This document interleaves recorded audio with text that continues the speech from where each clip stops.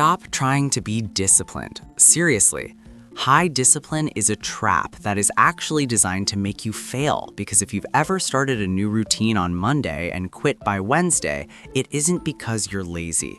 You are simply relying on a part of your brain that wasn't built for consistency.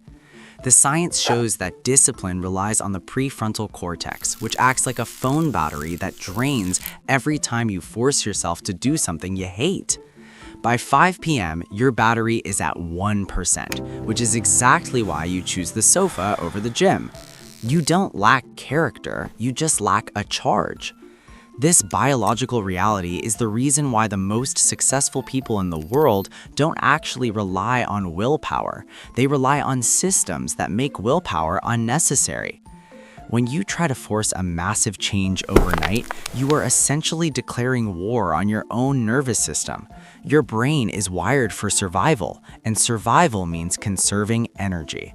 Anything that feels hard, new, or exhausting is perceived as a threat. Instead of high discipline, you need to lower the friction by making a habit so small it requires zero battery to start.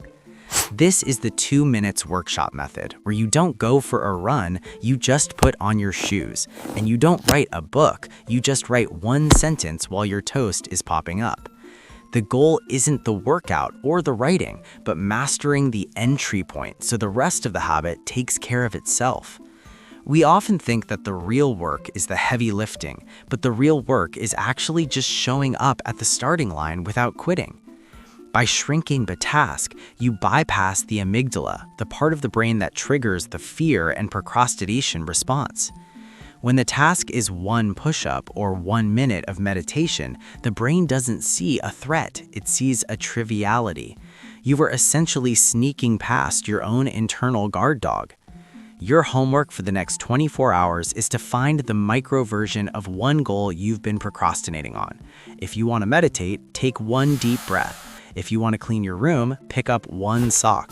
Your brain won't fight you on one sock, but it will fight you on the whole room. Once that first action is done, the resistance is broken. That isn't discipline, it's brain hacking. You are building the neural pathways of completion without the tax of exhaustion. Stop waiting for a burst of willpower that isn't coming. It's time to stop romanticizing the struggle and start obsessing over the ease.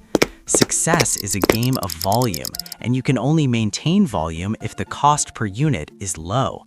Build a life that is too easy to fail at, and the results will eventually become too big to ignore.